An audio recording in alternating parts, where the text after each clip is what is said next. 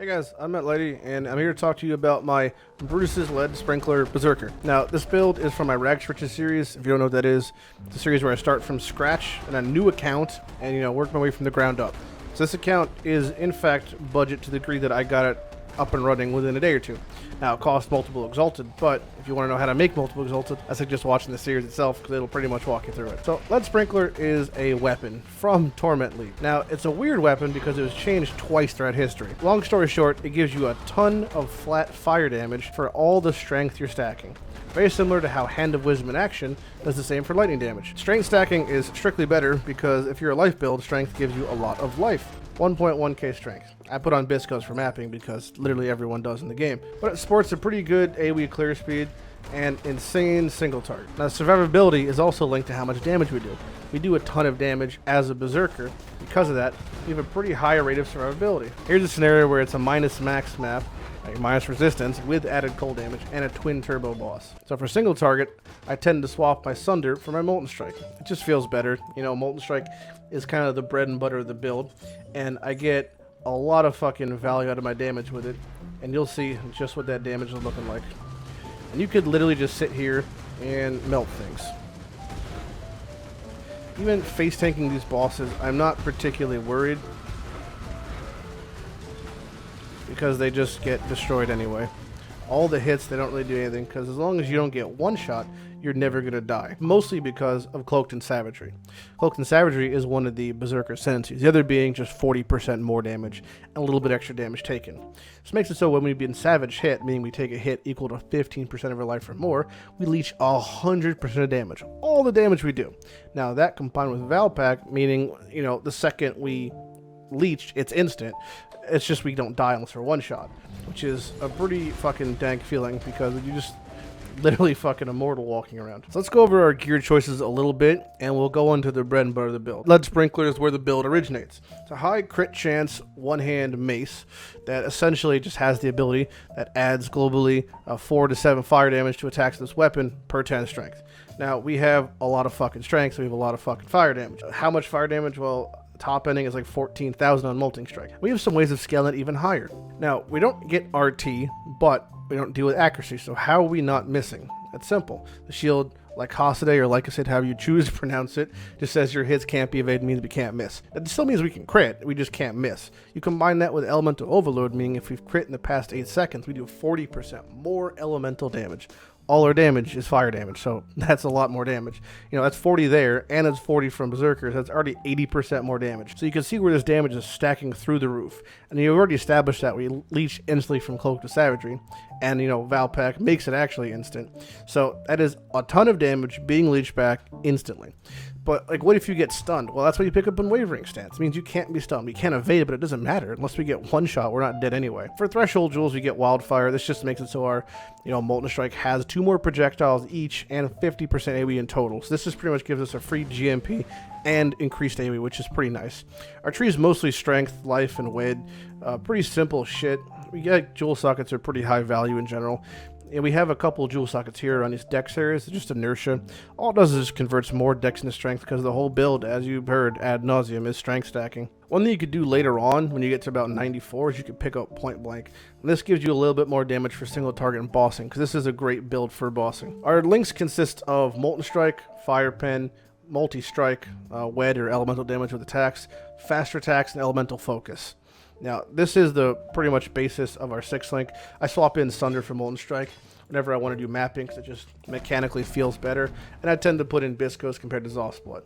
Now, Zosplood, obviously, like as it says, gives us Avatar Fire, which is an ability in the tree. It's a notable, a little bit out of reach. So, but if you couldn't afford a Zosplood, it's just 3 points away. So at the end of the day, if you can't afford a Zosplood, not too bad, This makes it so between our Zosplood and our Molten Strike, all our damage is fire. Plus, because of Avatar, we do know non-fire damage, so it doesn't really matter. Most of the gear is just life, res, and strength. That's pretty much all I want. My rings are opal, so they have the implicit for elemental damage, life, res, strength.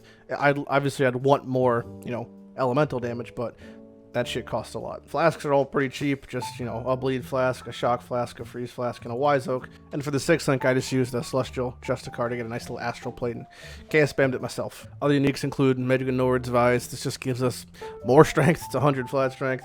This is actually easily replaced with a really good rare. Our other, like, cheap ass unique is, you know, Alberon's Warpath. 18% increased strength, pretty much all it does. A little bit of chaos res, but yeah, it's pretty much just the movement speed and the strength. Other links are Decoy Totem, increased duration. This is just for baiting out bosses. We also have Leap Slam and Shield Charge, just as basic movement skills. Shield Charge feels great for mapping, but you know, there's those occasions where you need to jump over a cliff, so that's when Leap Slam comes in handy. Blood Rage, increased duration, Val Lightning Trap. Val Lightning Trap is a great little tool. A lot of builds utilize it. All it does is just apply shocked ground. We have a cast and damage taken setup that is just Immortal Call, Molten Shell, and Firestorm. Now, Immortal Call, pretty standard, prevents us from being alpha strike by mobs. Molten Shell gives us some armor, some fire damage, makes a nice little explosion, looks pretty also.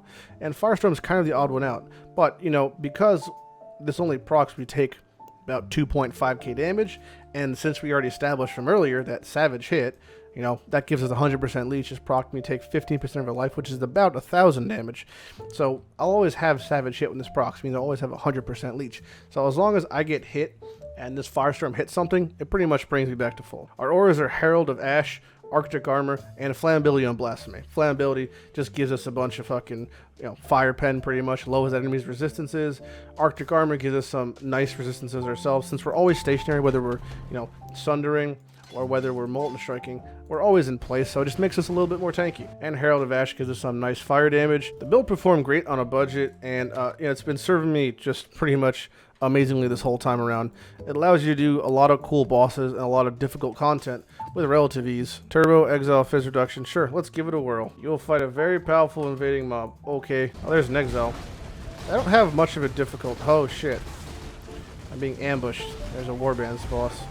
But yeah, most scenarios, like, you're not going to get really killed unless you do some really, really dumb shit. And even in a T16 map with, like, kind of spooky mods, you can still slap on Sunder and slap on Biscos because your damage is good enough as is. Especially once you have your Blood Rage up with charges and you just kind of get shit going.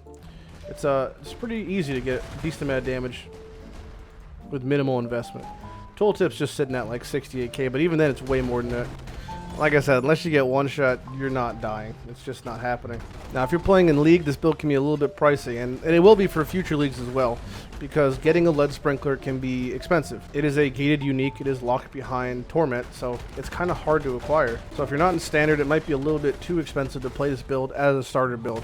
But if you do want a build that can get you that 40 out of 40, that can get you Shaper farming, Uber at Zero farming, all that, you know, that cool, desirable boss farming, this will get you there. And when it comes to leveling, it's really easy. Just level Sunder until about, you know, 70, and then you can swap to Lead Sprinkler.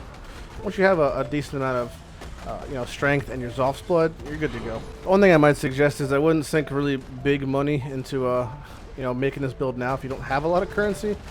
I can't imagine there's any way that Berserker doesn't get nerfed in the next patch, so, you know, be wary. Oh, is that Blade back? Oh, there's insane amounts of reflect. Just kidding, they got removed. Literally useless now. I fucking died and saw myself on this asshole and then nerfed him a week later. Please, game. Alright, time to show you some bossing type stuff. So for bossing, I just swap back on Zoph's Blood. You know, for some bossing, it's kind of spooky, for sure. But you'll see that even against the boss that has extra life mods, like this one, 35% increased life, you still melt. Like, you just melt bosses pretty much. There's an example of me being hit, but again, if it doesn't one-shot you, it's not going to kill you. Like, it can come close, but unless they one-shot you, you're not dying. The only thing I could really suggest that I don't have in this build is the Helm Enchant. The +3 projectile Helm Enchant is pretty massive. And then Dying Sun. That's 5 more projectiles, you know?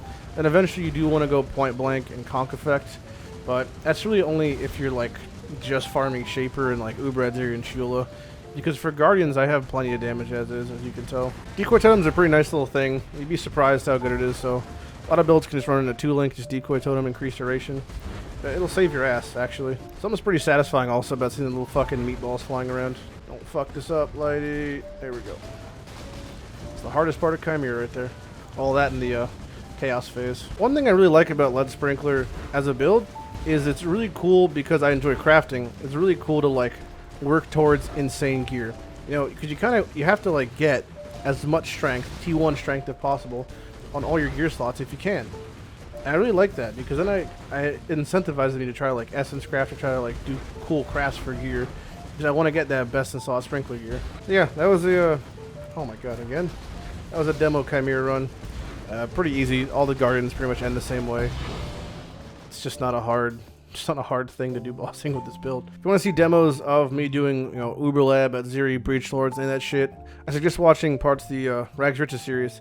But this is the demo, basically, of my lead sprinkler build. It's pretty straightforward. I'll put a build guide in the description. The build guide written version might not be out as soon as this video hits, but yeah, I mean, you can just check my profile when in doubt. You'll have my skill tree there. You can see my gem setups. The gear is not going to change ever. It's a great build for Uber Lab. It's a great build for doing bossing.